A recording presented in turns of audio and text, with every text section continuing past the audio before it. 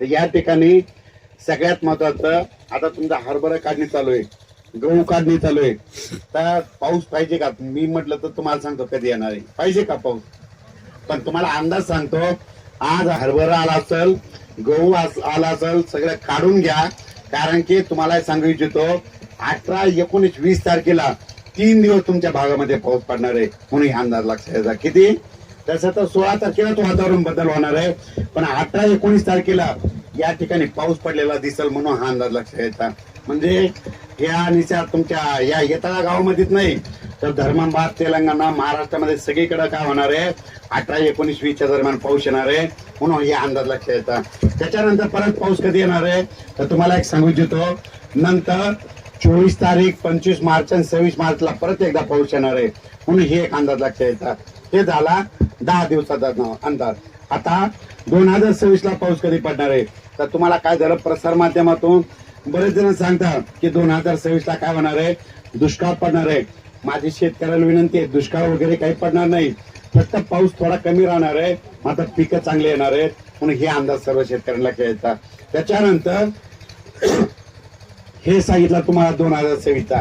त्याच्यानंतर 27-28 ला मात्र खूप पाऊस पडणार आहे, परत 2029 ला कमी पडणार आहे, 30-31 ला जास्त पडणार आहे, परत 2032 ला कमी पडणार आहे, 33-34 ला खूप पडणार आहे, परत 35 ला कमी पडणार आहे, 36-37 ला जास्त पडणार आहे, परत 38 ला कमी पडणार आहे, 39-40 जास्त पडणार आहे, परत 41 ला कमी पडणार आहे, 42-43 जास्त पडणार आहे, परत 44 ला कमी पडणार आहे, 45-46 जास्त पडणार आहे, 47 ला कमी पडणार आहे, 48-49 जास्त पडणार आहे, परत 50 ला कमी पडणार आहे.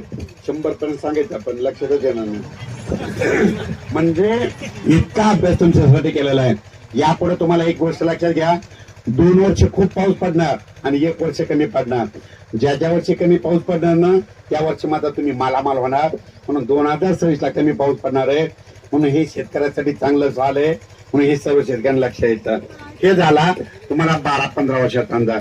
आता 2026 ला पाऊस कधी पडणार आहे, तुम्ही काय करा, एखाद्या तज्ञाला विचारा, तुम्हाला कोणीच सांगणार नाही.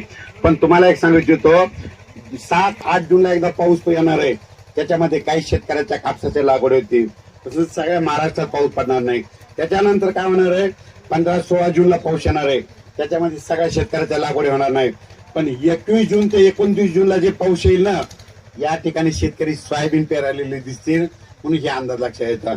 त्याच्यानंतर जुलैमध्ये काय होणार आहे, 10 जुलै ते 15 मध्ये एक पाऊस येणार आहे, म्हणून हे लक्षात येतं. त्याच्यानंतर परतीचा पाऊस तुम्हाला जास्त पडणार आहे. परतीचा पाऊस तुम्हाला पडल्याच्या नंतर काय होतं, नेमकं तुमचं सोयाबीन निघणार. परतीचा पाऊस पडला की हरभरा पेरण्यासाठी तुमची ओल कायम टिकून राहणार आहे, म्हणून म्हणतो 2026 तुम्हाला शेतकऱ्यासाठी चांगलं चाल आहे, ते लक्षात येतं. तर यापुढे एक तुम्हाला सांगू इच्छितो, पाऊस कधी कोणाला विचारू नका. सांगायचं मध्ये काय झालं, रामफळा झाड कोणाकडे आहे का? रामफळाचं आहे का? या वर्षी बघा तुम्ही, रामफळाच्या झाडाला खूप रामफळ लागले ना. गेल्या वर्षी नव्हते, आज 2 वर्षी नव्हते, पण यावर्षी खूप लागले का नाही. रामफळाच्या झाडाला रामफळ खूप लागले. ते रामफळाचं झाड म्हणजे शेतकऱ्यांना यावर्षी खूप पाऊस पडणार आहे असा अंदाज ते रामफळ, आपलं दुष्काळ पडणार आहे असा अंदाज ते रामफळाचं झाड देतात. म्हणजे ज्या वर्षी रामफळाला खूप रामफळ लागले त्या वर्षी पाऊस कमी पडतो, आता पिकं चांगले येतात, हे अंदाज तुम्हाला त्या रामफळाने दिला. आणि या ठिकाणी मी इकडे येत असताना चिंचाचं झाड बघितले बघा. चिंचाच्या झाडाला यावर्षी तुमच्या इकडे खूप चिंच आहे. ज्या वर्षी चिंचाच्या झाडाला खूप चिंचा लागल्या ना, ते चिंचाचं झाड म्हणजे शेतकऱ्यांनो यावर्षी तुम्ही मालामाल होणार आहे असा अंदाज ते चिंचाच्या झाडांना दिला. म्हणजे 2026 शेतकऱ्यासाठी चांगलं वर्ष राहणार आहे, म्हणून हे लक्षात येतं. यापुढं पाऊस येईल कधीच कोणाला विचारायचं नाही. एक सगळ्यात सोबत सांगतो, पूर्व दिशा आणि पश्चिम दिशा. पावसाळ्यामध्ये दिवस मावळत असताना काय करायचं, दिवस मावळत असताना आभाळाकडे बघायचं. तांबडा आभाळ झालं, तुमच्याकडे मोबाईल आहे, त्याचा फोटो काढून ठेवायचा. लगेच आपल्या मित्रांना 3 दिवसात पाऊस येणार आहे, म्हणून हे पाऊस येतं का लक्षात येतं. तुम्हाला बघायचं झालं तुम्ही काय करा, 16 आणि 17 तारखेला म्हणजे उद्याच्या आभाळ लाल दिसल आणि तेलंगणा कोणतं इतकं लाल होईल, वाटल्या तिकडला फोटो काढून घ्या, बघा तिकडे पाऊस पडते का नाही. मग हे उदाहरण तुम्हाला बघायला भेटेल. त्याच्यानंतर पावसाळ्यामध्ये आपल्या घरी लाईट असतात ट्यूबाचा, आपल्या घरच्या लाईटवर ट्यूबवर किडी आले पाकुळे आल्या आपण म्हणायचं 3 दिवसाला पाऊस येणार आहे म्हणून हे एक पाऊस येतं कारण लक्षात येतं. परत सांगतो पाऊस येईल कसा ओळखायचा. काय करायचं या वयाने या ठिकाणी लिंबाचं झाड आहे बघा. उन्हाळ्यामध्ये तुमच्या लिंबाच्या झाडाला खूप लिंबूया लागल्या ते लिंबाच्या झाडामध्ये शेतकऱ्यांना यावर्षी खूप पाऊस पडणार आहे असा अंदाज ते लिंबाचं झाड देतं. तुमच्या शेतामध्ये आता आपण येताळ्यामध्ये गेल्याच्या नंतर एका ठिकाणी जांभळीचं झाड होतं बघा. त्या ठिकाणी जांभळीच्या झाडाला इतका फुलवारा लागलाय की म्हणजे फुलवारा लागला म्हणजे जांभळं लागणार आहे. ज्या ज्या वर्षी जांभळीच्या झाडाला लवकर जांभळं लागले तुम्ही लवकर जांभळं खायला सुरुवात केली ते जांभळीचं झाड म्हणजे शेतकऱ्यांनो यावर्षी लवकर पाऊस येणार आहे असा अंदाज ते जांभळीचं झाड देतं. त्याच्यानंतर एक झाड असं आहे की तुम्हाला दुष्काळ पडणार म्हणून सांगतं. झाड कुठं दुष्काळ पडणार म्हणून सांगताय का पण सांगताय. त्या झाडाचं नाव सांगतो. बिब्याच्या झाडाला खूप फुलं लागले ते बिब्याचं झाड म्हणजे शेतकऱ्यांनो यावर्षी दुष्काळ पडणार आहे असा अंदाज ते बिब्याचं झाड देतं. त्याच्यानंतर गावरान आंबा आपल्या शेतकऱ्याला 1 वर्षाचा हवामान अंदाज देतो. कसा देतो तुम्ही बघा. ज्या वर्षी तुमचा गावरान आंबा पिकला आणि गावरान आंबा पिकला आणि टिकला आणि त्या कैऱ्या उतरून घरी आणल्या पिकू घातल्या आणि त्या गावरान आंब्याचा रस तुम्ही खूप खाल्ला ते समजायचं दुष्काळ पडतो. तुम्ही बघा 2018 पर्यंत त्या नांदेड जिल्ह्यातल्या लोकांनी इतक्या गावरान आंब्याचा रस खाल्ला. 18 पर्यंत तुम्हाला दुष्काळाला सामना करावा लागला. पण 19 नंतर आठवा तुमच्या गावरान आंब्याच्या झाडाला फुलवाराच लागला नाही. फुलवारा नाही म्हणजे आंबे नाही लागले. आंबे नाही म्हणजे रस नाही खायला भेटला म्हणून पाऊस जास्त पडला.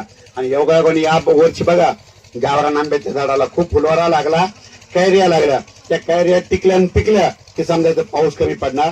तुम्हाला अंदाज कोणी दिला त्या गावरान आंब्यानं. आणखी परत सांगतो पाऊस येईल कसा ओळखायचा. काय करायचं पावसाळ्यामध्ये तुम्ही शेतात काम करत असताना तुम्ही सरड्या बघता. सरड्यानं डोक्यावर लाल कलर केला सरड्या म्हणतो शेतकऱ्यांना 10 दिवसांना मान्सून येणार आहे असा अंदाज सरड्या देतो. घोरपडी देखील पाऊस सांगता.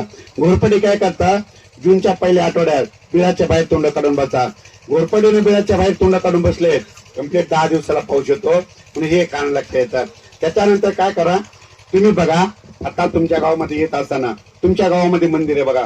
त्या मंदिरामध्ये दरवर्षी दिपाळीच्या अगोदर काकड्याचं भजन चालू असतं आणि काकड्याच्या भजनाला तुमच्या गावातले भजनकरी पहाटे 4 वाजल्यापासून तिथं काय करता काकड्याचे अभंग म्हणतात. अभंग म्हणत असताना असं लाऊडस्पीकर लावतात.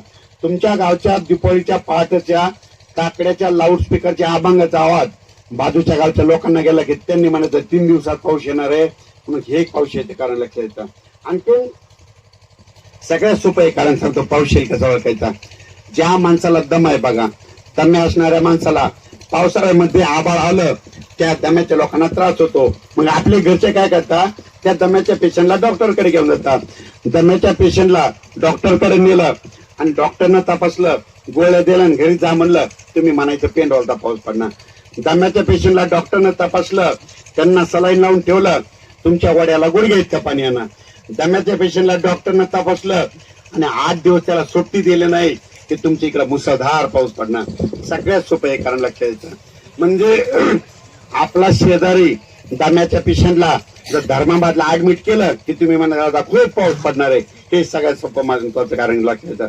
आणखीन परत एक सांगतो पावसाळ्यामध्ये तुम्ही बैल चारत असताना धुऱ्यानं बैल चालू लागले बैल काय करतात कधी कधी शेपूट पाठीमागे करतात आणि उधळतात.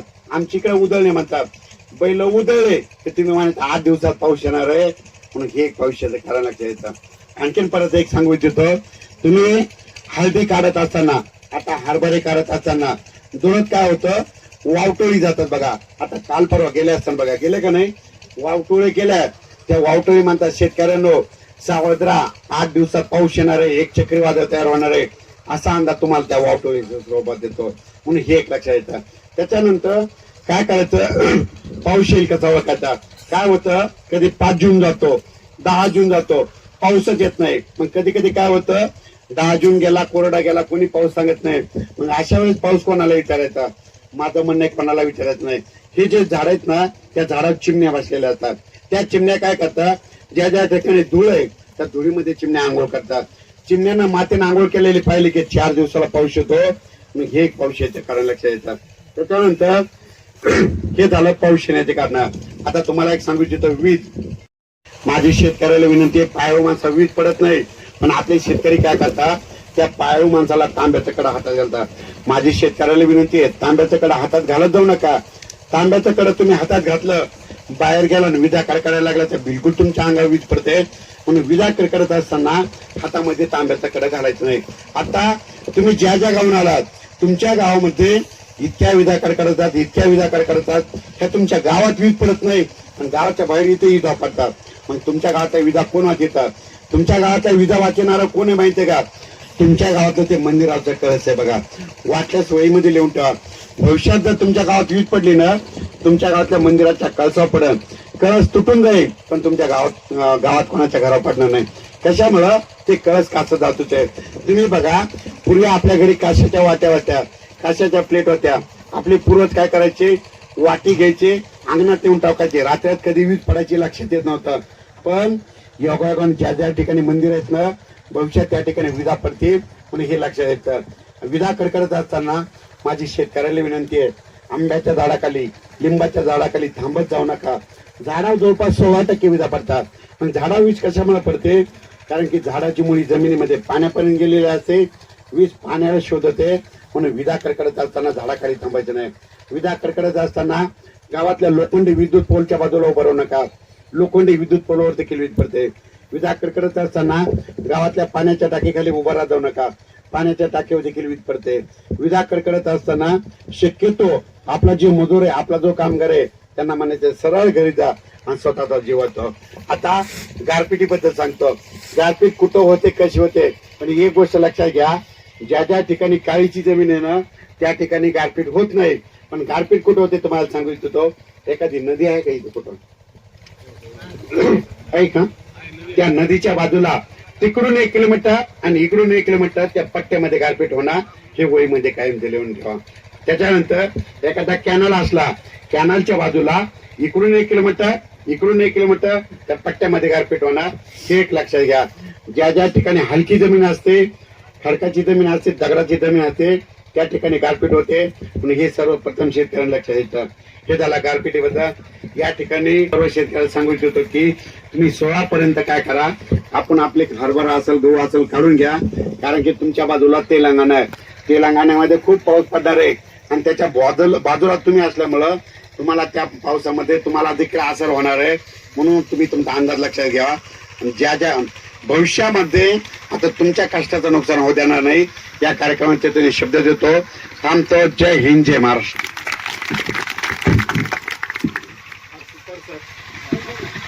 जशास तसे ताज्या घडामोडी पाहण्यासाठी व आपल्या परिसरातील बातम्या प्रसारित करण्यासाठी आजच आमच्या चॅनलला सबस्क्राईब आणि लाईक करायला विसरू नका। संपर्क करा वेद न्यूज मराठी, सिद्धेश्वर मठपती, मुख्य संपादक।